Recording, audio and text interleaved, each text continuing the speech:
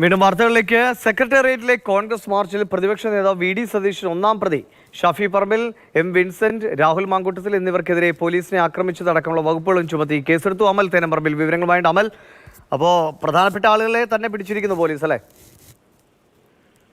ഇന്നത്തെ പ്രതിഷേധത്തിൽ ഒന്നാം പ്രതി വി ഡി സതീശൻ, രണ്ടാം പ്രതി ഷാഫി പറമ്പിൽ MLA, മൂന്നാം പ്രതി കോളം MLA എൻ വിൻസെന്റ്, അതോടൊപ്പം തന്നെ നാലാം പ്രതി യൂത്ത് കോൺഗ്രസിന്റെ സംസ്ഥാന അധ്യക്ഷൻ രാഹുൽ മാങ്കൂട്ടത്തിൽ. ഇങ്ങനെയാണ് പട്ടിക. ആ പട്ടിക 30 വരെ നീളുന്നുണ്ട്.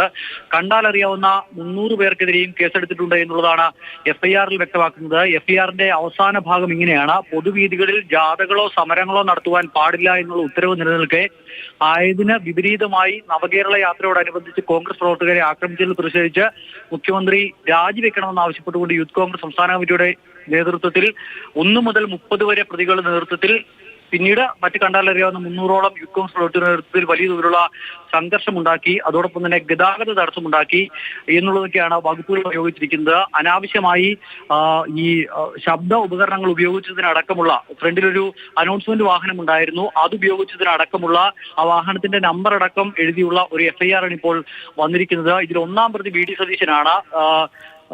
നിങ്ങൾ ന്യായവിരോധമുള്ള ജനക്കൂട്ടമാണ്, ആയതിനാൽ പിരിഞ്ഞു പോകണം എന്നുള്ള ഒരു നിർദ്ദേശം പോലീസിന്റെ ഭാഗത്തു നിന്നും ഉണ്ടായി. പക്ഷേ പിരിഞ്ഞു പോകാൻ തയ്യാറായില്ല. അതിനാൽ കേസെടുക്കുന്നു എന്നുള്ളതാണ് ഇതിൽ വ്യക്തമാക്കിയിരിക്കുന്നത്. എന്തായാലും സംഘർഷമുണ്ടാക്കിയതിന്റെ പേരിൽ കേസുണ്ടായിരിക്കുന്നു. കേസിൽ പ്രതിപക്ഷ നേതാവ് വി ഡി സതീശൻ, പോലീസിന്റെ FIR പറയുന്നത് അങ്ങനെയാണ്. രണ്ടാം പ്രതി 2 MLA-മാർ, നാലാം പ്രതി യൂത്ത് കോൺഗ്രസിന്റെ സംസ്ഥാന അധ്യക്ഷൻ. അങ്ങനെയാണ് ഈ FIR വന്നിരിക്കുന്നത്. എന്തായാലും തലസ്ഥാനത്ത് രാവിലെ മുതൽ, ഉച്ച മുതൽ തുടങ്ങി ഒരു വൈകുന്നേരത്തോളം നീണ്ടുനിന്ന സംഘർഷാവസ്ഥയുടെ ഒരു കേസിന്റെ വിവരങ്ങളാണ് ഇപ്പോൾ പുറത്തു വരുന്നത്. ഇതിൽ പ്രതിപക്ഷ നേതാവ് ഒന്നാം പ്രതിയാകുന്നു. പ്രതിപക്ഷ നേതാവാണ് ഈ മാർച്ച് തുടങ്ങുമ്പോൾ, പ്രസ് ക്ലബിന് മുന്നിൽ നിന്ന് മാർച്ച് തുടങ്ങുമ്പോൾ അവിടെ ഏറ്റുവാങ്ങിയ അടിക്ക് മറുപടി എന്ന വണ്ണം പ്രതിഷേധവുമായി ഇന്ന് കോൺഗ്രസ് എത്തിയപ്പോൾ അതും വലിയ സംഘർഷത്തിലേക്ക് നയിച്ചു. പോലീസുകാരുമായുള്ള നേർക്കുനേർ ഏറ്റുമുട്ടലായിരുന്നു.